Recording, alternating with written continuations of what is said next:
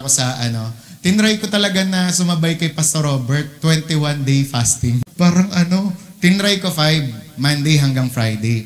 Wednesday, may nangyari sa akin, nasa CR ako para ako matutumba. Sabi ko kaya Ate Mar, Ate Mar. Siyempre yung tawag ko sa kanya. Timpla mo ako Milo, ganyan.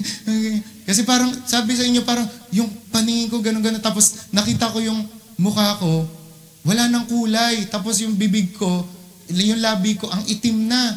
Sabi ko, kaya nung time na yon, binrake ko muna, nagbiskwit muna ako. Then tinuloy ko ng Thursday, tapos Friday. Tapos yun nga, nung nagpe-pray ako dito, paulit-ulit, yan ang naririnig ko. Sabi, before it's too late, before it's too late, before it's too late. Laging yan. Nung nagpe-pray ako dito, hindi ako tinantanan ng Panginoon. Talagang yan ang naririnig ko palagi, before it's too late. Ngayon, parang inaral ko siya. Sabi ko, bakit before it's too late, yung sinasabi ng Panginoon ngayon? Sa Tagalog ng before it's too late, ano ba ibig sabihin ng before it's too late? Yan, bago pa mahuli ang lahat. Ngayon, dun pa lang sa thought na yon, yung thought na yon, it requires action. Di ba? Talagang alam mo na may pinapagawa ang Panginoon. Amen? Ngayon, parang, kaya ang tanong dito, may tanong ako dito sa intro, sino na dito ang naka-experience na mahuli siya sa klase? Taas kamay. Malate sa work, malate sa church, lahat po tayo. Sige, itaas natin. Yan. Ako na magsasabi. Yan, di ba? Malate sa church. Di ba? Tapos malate sa sasakyan. Di ba? Kunwari, sa mga bus, sa tren. Di ba? Malate sa field trip. Kagaya ni Juliet noon, na nag-retreat, hindi nakasama dahil nga na-late. Diba? Tapos malate sa pasahan ng mga requirements sa school, di ba? Anong consequence? Mababa yung grade o kaya naman bagsak. Malate sa promo. Yung ito, buy one, take one to, di ba? Tapos pila. Tapos nung ikaw na, original price na po. Di ba? Parang nakakaasar, di ba? Parang ganon. Ngayon, kung alam niyo yung feeling, alam niyo, ganon din daw ang feeling ng Panginoon tsaka ng mga tao na nahuhuli kay Lord. Kaya sabi nga dito, sa Proverbs 27 verse 1, do not boast about tomorrow, for you do not know what a day may bring. Okay? Tapos Tagalog naman, sabi dyan, huwag mong ipagyabang ang gagawin mo bukas, sapagkat hindi mo alam kung anong mangyayari sa araw na yon. And habang inaaral ko nga to, meron akong kwento na nalaman, merong magtatay, nag-away kasi sila, i-summarize ko na lang, nag-away sila because of money, then ang tagal nilang hindi nag-usap. Ngayon, itong parang anak, sinasabi na nung mama tsaka ng mga kapatid, makipag-usap ka na kay tatay, ganyan. Etong anak, ayaw. Ngayon, dumating yung time, parang yung tatay may sakit. Tapos hindi niya pa rin dinadalaw. Mama, naman yan. Ngayon, laking gulat niya, nung binalita sa kanya ng pamilya niya na wala na yung tatay niya. Kaya, to make the long story short, punta siya sa funeral ng kanyang tatay, tapos iyak siya ng iyak. Bakit? Kasi kahit sa huling araw ng tatay niya, hindi man lang sila nagkabati. Hindi man lang siya nakapag-sorry, hindi man lang sila nakapag-reconcile, kaya iyak siya ng iyak sa ganyan. Sa ataul or sa ba tawag dyan? Kabaong, di ba? Na dito, sa buhay din natin, alam nyo, wag natin hahayaan na may mga ganyang sitwasyon na mangyari. Na kung meron kang parang gustong gawin o pinapagawa sa'yo ng Panginoon, wag mong isipin na laging may oras pa, laging may bukas pa. Bakit? Kasi kung pwede mong gawin ngayon, gawin mo na. Kasi before it's too late, bago pa mahuli ang lahat. Sabi nga dyan, brethren, if we delay or procrastinate the important things in life, be assured that someday it will be too late to do them. Lalong-lalo na yung mga importanteng bagay. Dapat daw, hindi natin hinuhuli. Hindi natin yung parang pinepending pa. Diba? Kaya sasabihin ko sa inyo, ano yung 3 bagay na dapat hindi natin pinepending o pinaprocrastinate. Una, sabi nga dyan sa main point natin, someday, it will be too late to be saved from sin. Kaya unang dapat na i-priority natin, maligtas mula sa kasalanan.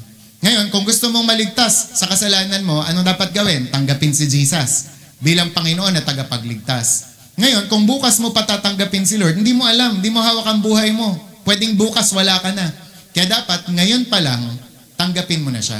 Kaya di ba, stricto ko dyan, kapag halimbawa dito, hindi tayo nag-altar call, kailangan yung mga nagdala sa mga one-to-one nila, sila ang magpatanggap sa one-to-one nila. Kasi you never know, pag alis niyan dyan, hindi mo alam, baka masagasaan yan, wag naman sana. Di ba? So hindi mo alam ang panahon. Kailangan, maligtas ka na. Di ba? Kaya sabi, ang sample nga niyan, yung kay Gary B, di ba? Sinasyaran siya ng pastor niya, sige na Gary, you must accept Jesus Christ. Sabi niya, may time pa para dyan. Tapos doon nag-impact yung pastor sa kanya. Kasi sabi ng pastor sa kanya, what if Gary, paglabas mo dito, mamatay ka? Anong ihaharap mo sa Diyos? Doon siya napaisip na, oo nga, no? Diba? Kaya right away, nung araw din na yon, tinanggap ni Gary B ang Panginoon, si Jesus. Kasi nga naman, wala namang makakaalam kung nandito pa kayo bukas sa Makalawa. Diba? Lalong-lalo na ngayon, may mga sinesend ni Nanay Emily, diba, sa GC, na mga warning tungkol sa lindol. Nung nakaraan, may lindol, diba? And alam natin, magtutuloy-tuloy yan hanggang makita natin si Lord ng mukhaan, hanggang mag-rapture.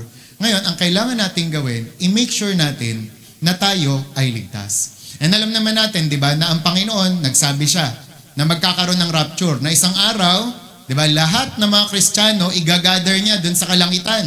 Di ba? At lahat naman ng mga hindi naniwala sa Kanya, may iwan. Di ba? Yun ang tinatawag na rapture. Dalawa ang pagbalik ni Lord dito. Una, rapture, secret. Mga Kristiyano lang makakaalam, kaya magugulat yung iba. Di ba? Kaya sabi ng Bible, yung isa makukuha, yung isa will be left behind. Di ba? May iwan.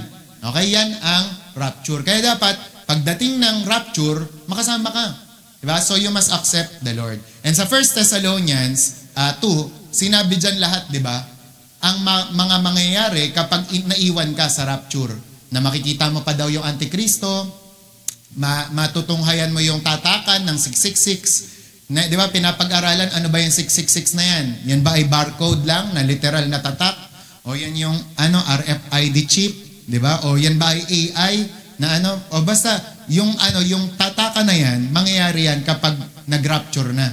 Kaya no choice ang lahat. Kaya si Bishop noon, naalala ko, mga kabataan pa kami noon sa Mission House, lagi niya kaming sinasabihan, kayo mga kabataan kayo, kapag ang mga magulang nyo ayaw maniwala kay Jesus, ganito na lang sabihin nyo. Doon ako na shock sa sinabi ni Bishop. Pag ayaw maniwala ng pamilya nyo, ng magulang nyo kay Jesus, sabihin nyo, pag nag-rapture, papugot na lang sila ng ulo. Huwag na silang papatatak ng 666. Kasi pag nagpatatak sila ng 666, impyerno sila. Pero pag nagpapugot sila, tanggapin nila si Jesus, ayan, may pag-asa pa sila. Kaya di ba may mababasa kayo sa Bible na yun nga, yung kumbaga parang may multitude sa langit na mga pinugutan, di ba? Sila yung mga napugutan na hindi pumili sa beast, di ba? Sa Antichrist. So sila yung mga ganon. Pero syempre, ayaw naman natin ng ganon. Diba? Gusto natin buo yung ulo natin pagdating natin ng langit, di ba? Kaya hanggat maaari, ngayon pa lang, tanggapin natin si Jesus. Di ba? Ngayon pa lang kumilos tayo sa pamilya natin. Amen? Amen. Amen? Sabi God has given us opportunity to give our lives to Him in this era of human history. But if we neglect it, the Lord could come any day as a thief in the night, and it would be forever too late. Diba? Sa ngayon kasi, nandito tayo sa dispensation of grace. Diba? Kaya naman, kinakailangan i-take na natin yung opportunity na maniwala sa Diyos. Diba? Kasi kapag hindi tayo naniwala sa Diyos at late na, wala. Hindi ka kasama sa rapture. Hindi tayo, ako, in Jesus' name, I claim it, na mararapture tayo. Diba? Kaya dapat, ngayon pa lang, before it's too late. Naalala ko nga, may kwento, isang matanda, ang na-confine siya sa ospital. Tapos ngayon, yung doktor kasi, siya, parang yung Christian din, na lagi nagsishare. Ngayon, every time na pumupunta dun siya sa kwarto nitong matanda na to, lagi niyang kinakausap patungkol kay Jesus. Tapos lagi niyang inaalok, gusto mo namang tanggapin si Jesus? Sa susunod na may mga time pa para dyan. Ngayon, merong isang araw, parang hinahapo siya, tapos kinakapo siya ng hininga. Parang hindi siya makahinga. Kaya sabi niya dun sa asawa niya, tawagin mo si Doc. Eh di tinawag ng asawa.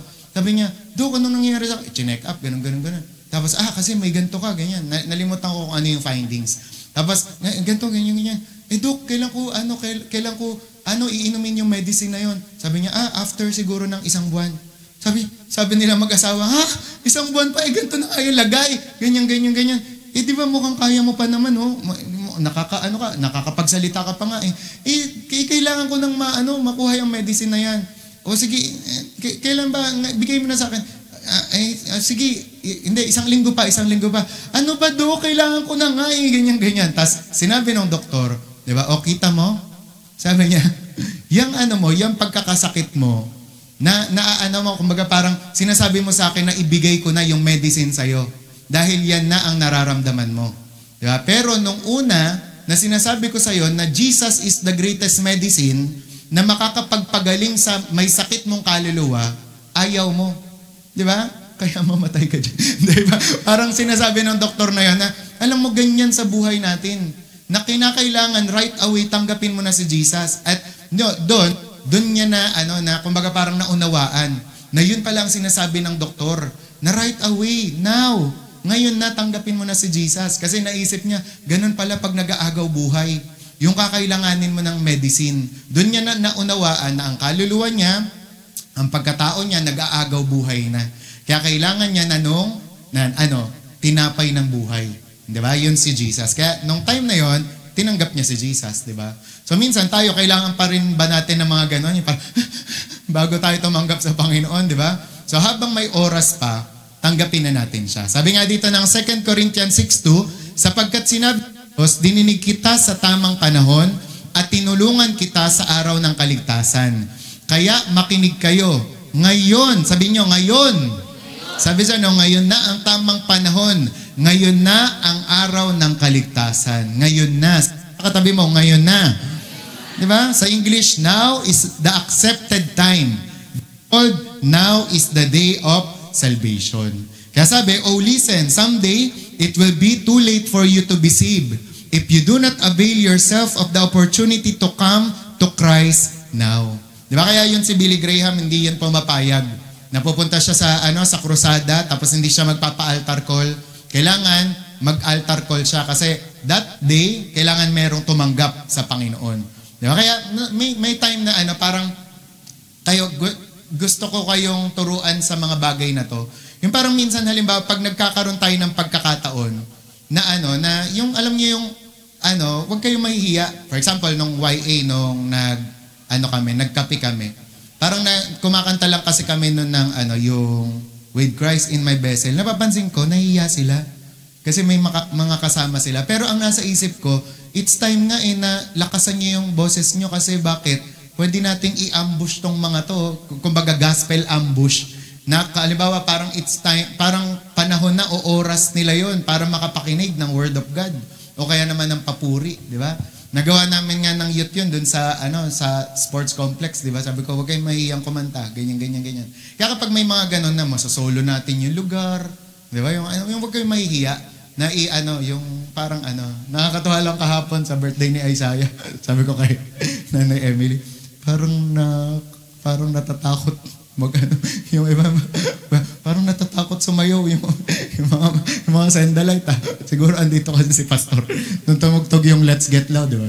Parang Let's Get Loud. parang yung napipigilan yung iba. Andito Pastor namin. Parang gano'n. Pero, ayun nga, pag may mga kunwari, nasasaktuhan, di ba? Grupo kayo dyan, light group kayo. Merong dalawa dun, na may mga naggaganunan. Pag nagturo ka, ilakas mo pa para marinig. Di ba? Ang tawag doon, aambushin nyo.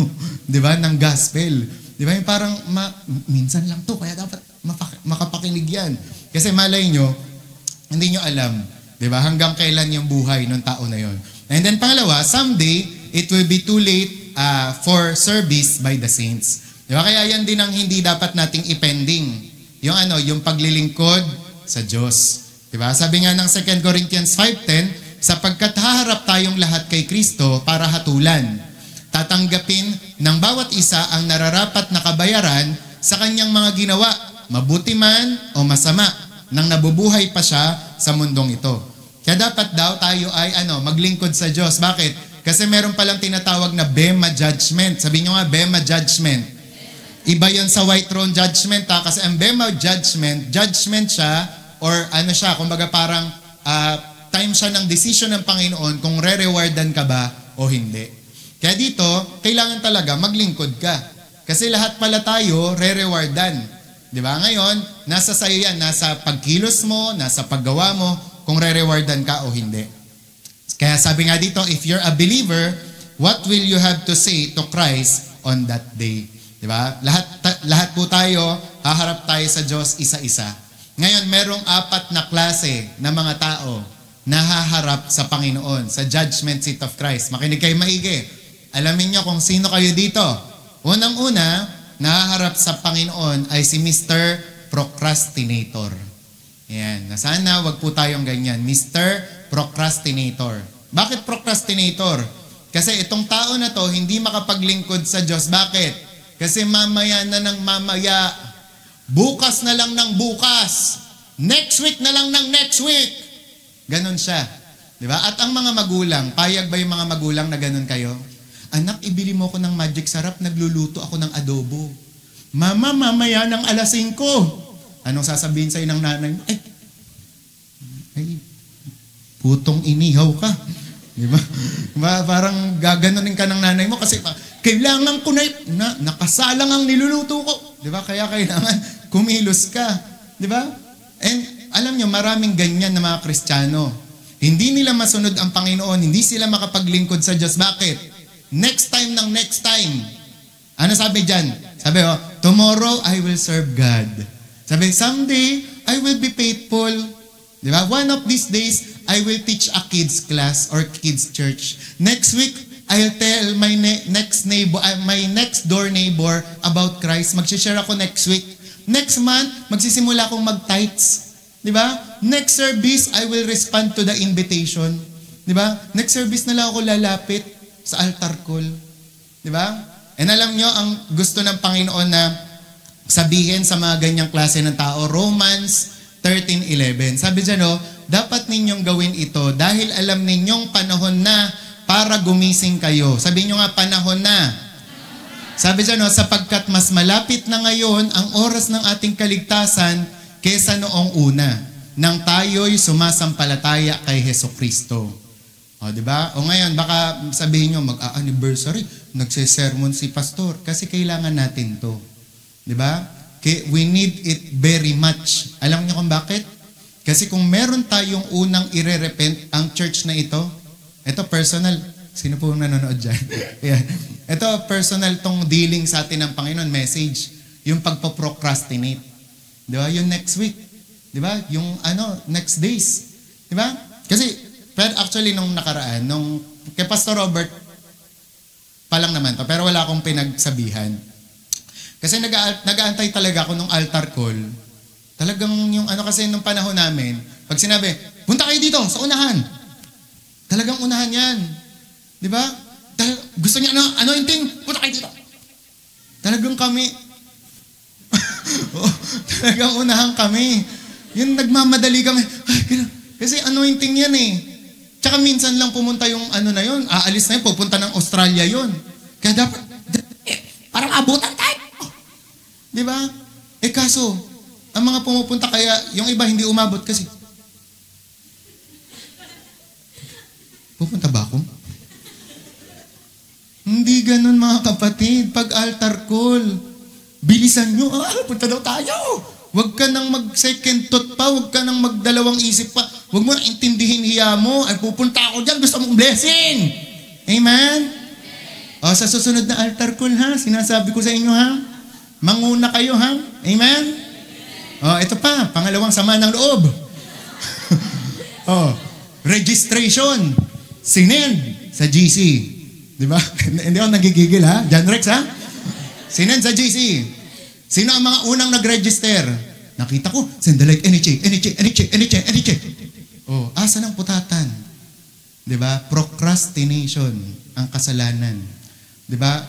Church natin ito. 'Di ba? Kaya dapat unang nagre-register kayo.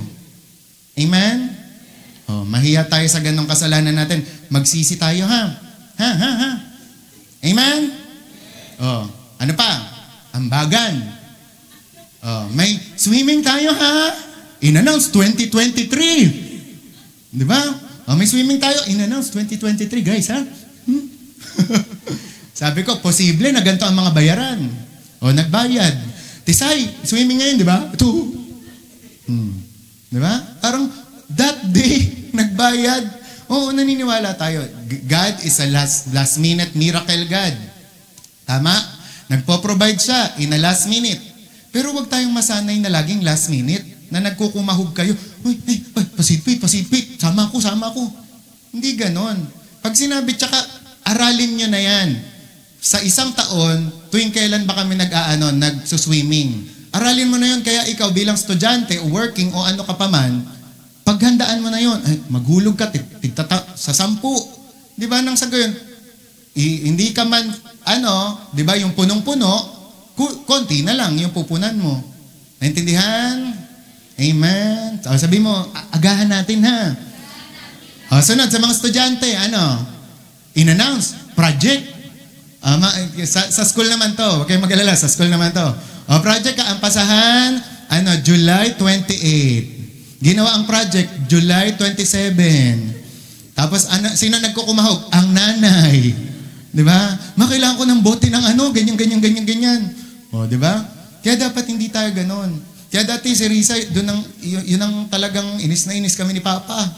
May project. May project, Monday yung pasahan. Linggo sinabi, ang galing. Di ba? Kaya wag tayong ganon. Amen?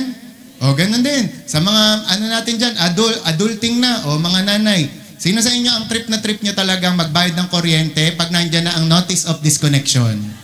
Di ba? Yung aantahin pa talaga. Yung tipong may kakatok na, disconnection na po.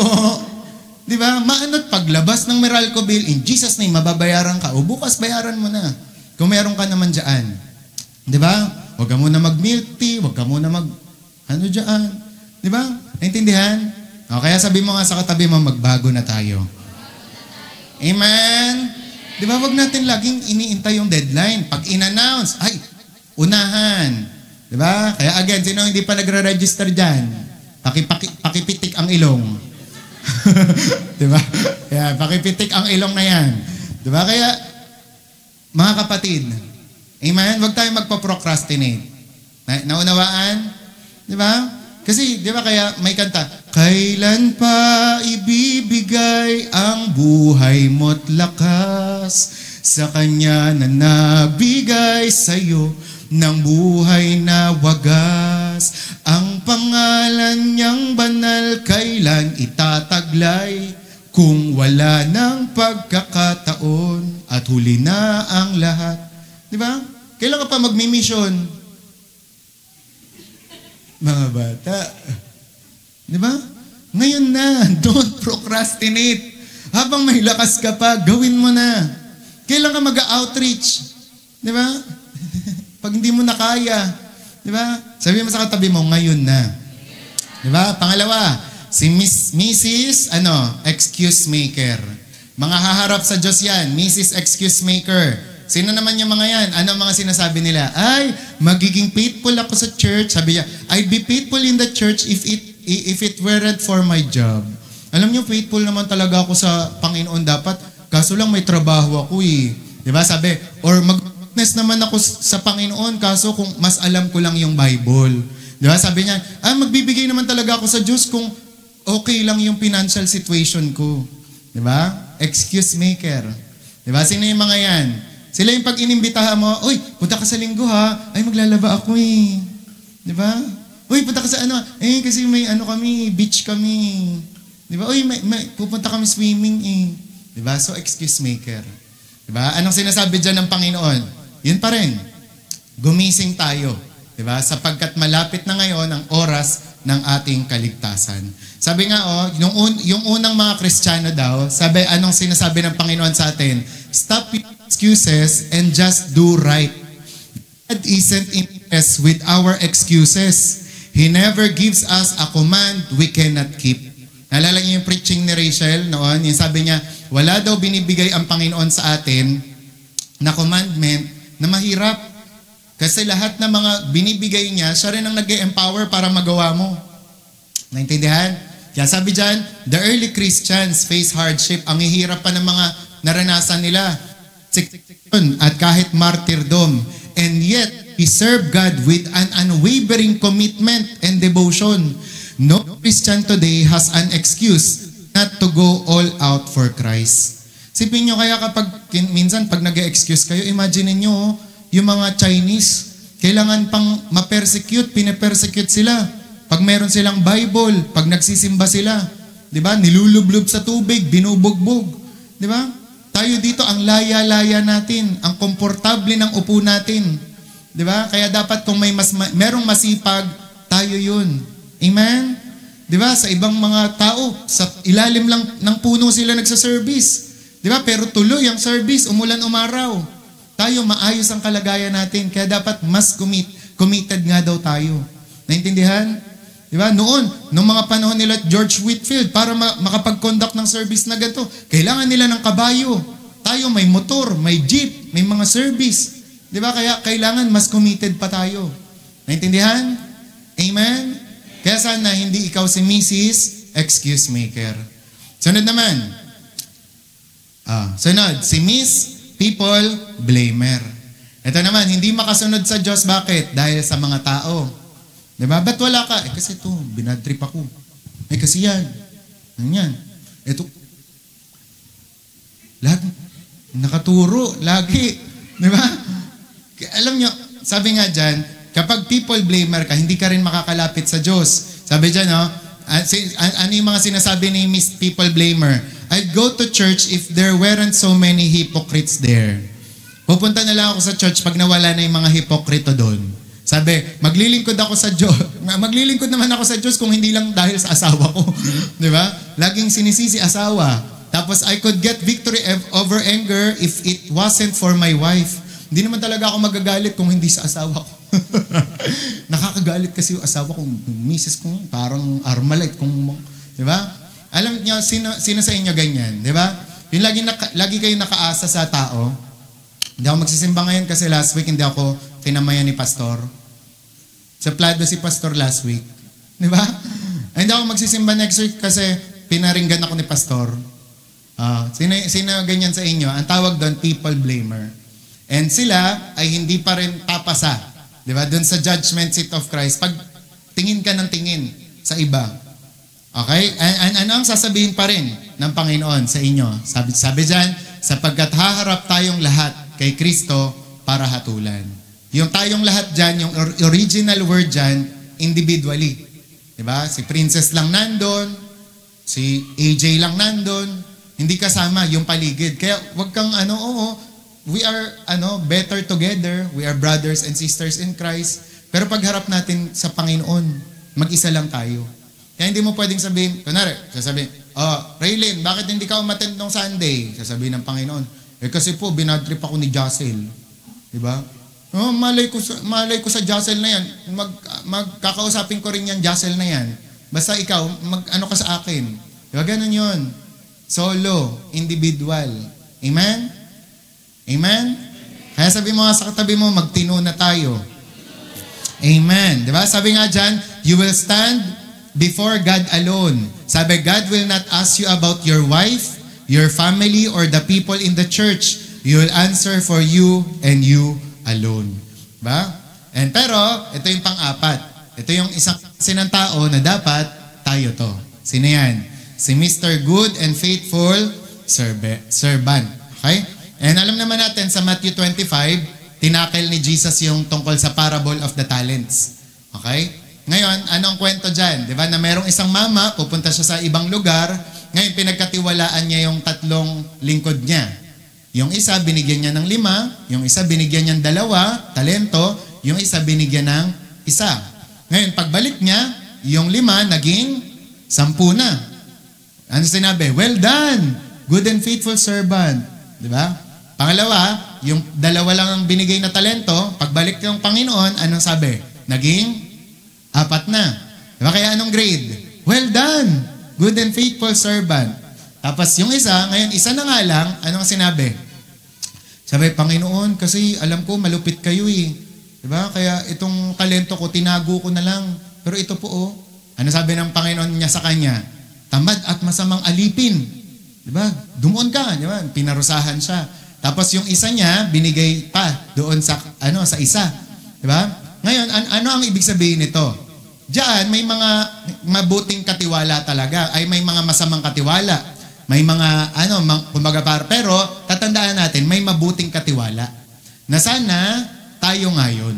Di ba? Na, minsan kasi ang na-emphasize dyan, yung isa lang na nagtago. Di ba? Yung ikaw, masama ka. Pero hindi pinapansin yung dalawa na nakatanggap ng well done, good and faithful servant. Na sinasabi dito na pwede rin naman tayong maging ganun. Di ba? Na maging ganun yung grades natin. Basta maging tapat tayo sa Diyos. Amen? Na kahit ano man ang mangyari, andyan ka dapat. Sino man ang andyan ka pa rin dapat. Naintindihan? Amen. Di ba? Sabihin nyo nga, servant. Tapos yan. Ngayon, tsaka dapat dumating yung time na na dapat maging servant nga talaga tayo. Sa anniversary, sana talaga ang mga ugali natin, lahat tayo, yung tayo ay mapaglingkod. Tsaka ako nga, nung mga nakaraan, nung nagpe-pray nga rin ako, naniniwala talaga ako may mga gagawin si Lord. Ngayon, kailangan lahat po tayo ready. Diba? Prepared tayo. Ganyan. Diba? Kasi may mga time pala na si Lord, nagbibigay siya ng mga wave. Ito, pero another topic na to, lalayo tayo pag sinabi ko to. Another wave. Ngayon, kailangan tayo pala, dapat marunong tayo mag-catch ng wave na yon. Diba? Kasi tayo nga, for example, dito sa church, pray tayo ng pray, diba? Lord, souls, mga kaluluwa. Diba? Ngayon, pag dumadating yung time na may dinadalang kaluluwa ang Panginoon, ando na nga, pero hindi naman marunong mag-catch. Tama? Diba? Kunwari, sasabihin, Lord, bigyan niyo kami ng kaluluwa sa light group namin. Diba?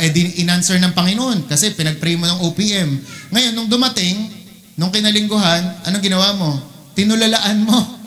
Nakatunga nga kayo pareho. Diba? Andyan pero hindi mo kinakausap. Kaya naintindihan, dito merong mga sinasabi nga daw na wave ang Panginoon. Wave of blessing, wave of revival. Ngayon, ang dapat mong gawin, maging ready ka. Diba? Sa answer na yon. Na kapag dumating na, diba? Kausapin mo. Diba? O kaya ngayon, ganun sa anniversary. Pagpe-pray mo yung magulang mo, pagpe-pray mo yung iimbitahan mo. O ngayon, sa anniversary, asikasuhin mo. Diba? Pag nandun na, ngitian mo, diba? Tapos ngumiti ka rin sa iba. Diba? Tapos pag nandun na yung pagkain, bigyan mo, kausapin mo. Talagang hindi lang tayo magsa-celebrate doon, kundi talagang aasikaso tayo ng mga tao. Diba? Kaya kailangan, servant tayo. Amen? Hindi selfish, kundi dapat servant. And last na lang, someday it will be too late to lead the lost to Christ. Diba? It's too late na para dalhin ang isang tao sa Diyos. Sabi nga, to save a soul from going to hell, what a victory, what a triumph, what a gain. But to let our neighbors, loved ones, and co-workers pass into eternity without earnest appeals to come to Christ is one of the most infamous offenses we can commit. Diba? Kaya pag nagdadala tayo ng kaluluwa sa Panginoon, victorious yun, glorious. Diba? Pero kapag hindi, nakakahiya, nakasalanan yun. And alam nyo ba, sinabi na to ni Ate Mer noon, pero ewan ko lang kung updated ba yung datos ko. Pero as of 2018 ata. Sabi, experts say that 3 people die every second. Diba? Magbilang kayo, 1, 2, 3. Sa isang segundo, 3 na agad ang namamatay. Diba? Sa buong mundo, ha? And if this fact is true, then 180 people die every minute. Sa bawat minuto, 180 people agad. Ngayon, sa bawat oras, i-times mo yan, 10,800 ang namamatay. Sa bawat araw, 259,200 katao ang namamatay sa buong mundo. Inano ko nga yun, tinry ko sa Worldometer. Inano ko siya, pinlay ko siya. Ang bilis. Ang bilis ng counter. So, ibig sabihin, lagi may namamatay talaga. And 94 million 608,000 people die every day. And ngayon, tanungin mo ang sarili mo, tanungin natin, ilan kaya sa mga tao na yon ang tumanggap na sa Panginoon, ang nakarinig ng gospel. Diba? Ngayon, tayo, ang talagang ipag-pray natin sa Diyos dito, lahat ng mga taong ma-encounter natin, masyaran talaga natin ng Word of God. Kaya diba, yun ang natatawa sa akin si Jen noon, nasabi niya, si tatay, kahit sino makatabi, best friend niya na agad eh. Di ba? Binabati ko, yung parang ganun. Kasi, parang, yung mga tao kasi, may mga time, yung mga tao, kailangan din nilang maramdaman na mahalaga sila, mahal sila. Di ba? May interest yung tao sa kanila. And imagine niyo kung lahat tayo, ganun yung iniisip, perspective, di ba? Ilang tao yung mapapanalunan natin. Di ba? Sabi nga dito, kaya the only time we have to tell others about Christ is right now. Tomorrow might be too late. And alam niyo, ang hindi ko rin makakalimutan sa buhay ko, nung alam niya ng mga nauna dito na nanggaling sa Maine. Nung namatay una, syempre si Pastor Adet. Tapos pangalawa yung namin, kaibigan naming matindi, matalik, si Josa. Si Josa noon, nagpaparamdam na sa akin.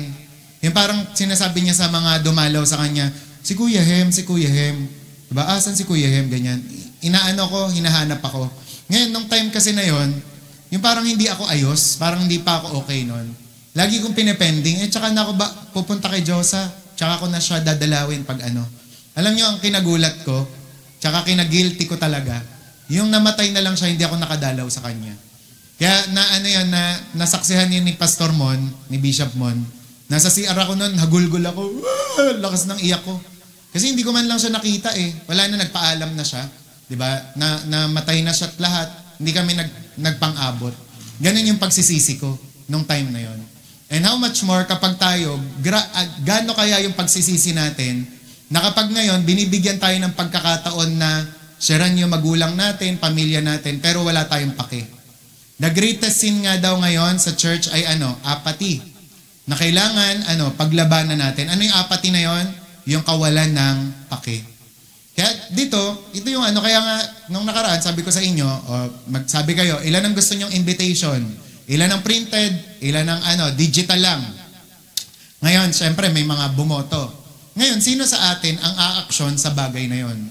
Na merong opportunity na. Kasi ako, hinahanda ko rin talaga sarili ko Kasi sa 21, gusto ko talaga masyaran yung mga pamilya nyo. Ngayon, nasa sa inyo kung gagawin nyo yung part nyo. Kung mag-i-invite kayo, o wala-wala lang. Pupunta lang kayo mag-isa. Diba? Kaya kailangan, pag binibigyan tayo ng opportunity na ganito ng Panginoon, sulitin natin, i-grab natin, mag-participate tayo. Amen? Kasi tomorrow might be too late. Next time na lang, pag 11th year na lang, Pastor. O kaya naman sa Pasko na lang para mas masaya. Diba? Kasi you never know ano yung mangyayari bukas. Kaya sabi mo nga sa katabi mo, kumilos na tayo. And sa buhay natin, thank God, diba, dalawa yung Saul na sinabi sa Bible. Isang Saul sa Old Testament, isang Saul sa New Testament na naging Paul. Pero alam niyo ang pinagkaiba nila nung dalawang Saul na ito, ang unang sabi niya, ending ng buhay niya, I have sinned. I have played the fool, I have erred. Nagkamali ako. Diba? Exceedingly. Diba? Tapos yun, namatay siya. Diba? Nang parang, alam naman natin, failure. Diba? Pero ito yung soul na namatay, pero tingnan nyo itong sabi niya, si Saul na naging Paul. Nung mamamatay na siya, sabi niya, I have fought a good fight, I have finished my course, I have kept the faith. Henceforth, there is laid up for me a crown of righteousness, which the Lord, the righteous judge, shall give me at that day. And not to me only, but unto all them also that love His appearing. Amen? Sino dito ngayon? Sino ang pipiliin nyo dyan? Saul ng Old Testament o New Testament? Diba? So si Paul, diba, na ito na yung huling araw ko. Pero salamat sa Panginoon, I have fought the good fight of faith.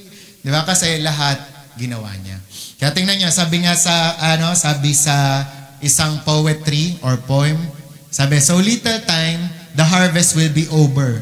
Our reaping done, we reapers taken home. Report our work to Jesus, Lord of harvest, and hope He'll smile and that He'll say, well done. Next, today we reap or miss our golden harvest. Today is given us last souls to win. Oh, then to save some dear ones from the burning, today will go to bring some sinner in. Sabi, it's not too late to start witnessing to others right now while you're still alive. Finally, someday, it will be too late to be saved.